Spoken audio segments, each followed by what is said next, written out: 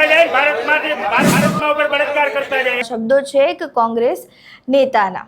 હવે સ્થાનિક સ્વરાજ્યની ચૂંટણી નજીક આવી રહી છે। 26 એપ્રિલના રોજ મતદાન યોજાવાનું છે। પ્રજા પોતાના જે મતાધિકાર છે તેનો ઉપયોગ કરશે અને પોતા માટે પ્રતિનિધિ એક પસંદ કરશે। ત્યારે હવે એક વિડીયો અત્યારે ખૂબ જ વાયરલ થઈ રહ્યો છે સોશિયલ મીડિયા ઉપર। આ વિડીયો માનવામાં આવી રહ્યું છે કે જ્યારે ઉમેદવારી ફોર્મ પાછું ખેંચવાનું હતું તે દિવસનો આ વિડીયો છે। હવે આ વિડીયોમાં તમે જોઈ શકો છો તેમ કોંગ્રેસના નેતા દિનેશભાઈ પાતર તમને જોવા મળી રહ્યા છે। આ વિડીયોમાં જે ઘટના બની રહી છે તે એવી છે કે જ્યારે ઉમેદવારી ફોર્મ પાછું ખેંચવાનું હતું ત્યારે જે કોંગ્રેસના ઉમેદવાર હતા તેઓ તે દિવસે ભાજપમાં જોડાયા અને ભાજપમાં જોડાયા એટલે લોકો હવે કોંગ્રેસ અને ભાજપ વચ્ચે થોડી બોલાચાલી થઈ અને એ જે મામલો હતો તે કચેરીમાં જ ઉગ્ર બની ગયો હતો। હવે આ વિડીયોમાં જે વ્યક્તિ દેખાઈ રહ્યો છે તે કોંગ્રેસના નેતા છે। તેઓ એવું બોલી રહ્યા છે કે જય જય બોલતા જાય અને ભારત માતા પર બળાત્કાર કરતા જાય।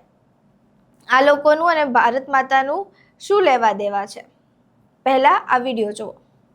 જય જય કરતા જાય ભારતમાં ઉપર બળાત્કાર કરતા જાય એવા ભારતમાં ઉપર બળાત્કાર કરતા જાય એવા ભારતમાં ઉપર બળાત્કાર કરતા જાય એવા જ આ લોકો। ભારત માતાની જય। ભારત માતાને તમારે શું લેવા દેવા છે?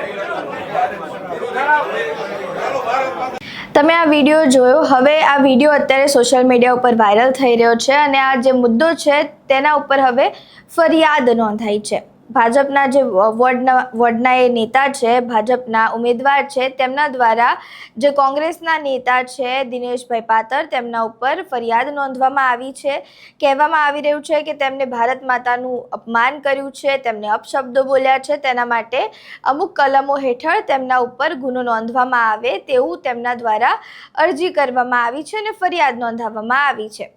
ત્યારે હવે આપણે સૌ જાણીએ છીએ કે ગોંડલમાં જે ગુંડારાજ છે તે દિવસે ને દિવસે વધી રહ્યું છે તેવું દરેક નેતાઓ, અપક્ષ પાર્ટી જે છે, વિપક્ષ જે છે તે કહેતું હોય છે।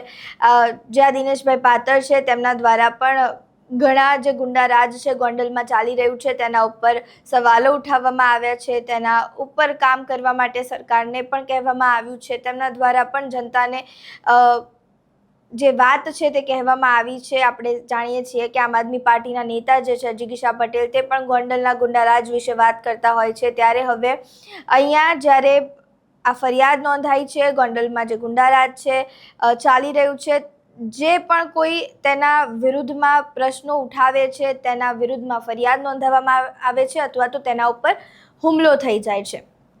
ત્યારે હવે સ્થાનિક સ્વરાજ્યની જે ચૂંટણી છે તે નજીક આવી રહી છે તે વચ્ચે હવે જે આ ફરિયાદો છે, જે અત્યારે આ બધા જે કિસ્સાઓ છે તે દિવસે ને દિવસે વધી રહ્યા છે। હવે ગોંડલમાં કોનું રાજ હવે સ્થપાય છે તે તો જોવું રહ્યું, પરંતુ હવે આ સમગ્ર મામલે દિનેશ પાતરની શું પ્રતિક્રિયા સામે આવે છે તે જોવું રહ્યું। તમારું આ સમગ્ર મામલે શું માનવું છે? તમારા મંતવ્યો અમને કમેન્ટ બોક્સમાં જરૂરથી જણાવજો। વિડીયો પસંદ આવ્યો હોય તો લાઇક, શેર, કમેન્ટ કરો અને મારી ચેનલને સબસ્ક્રાઇબ કરવાનું ભૂલતા નહીં। નમસ્કાર।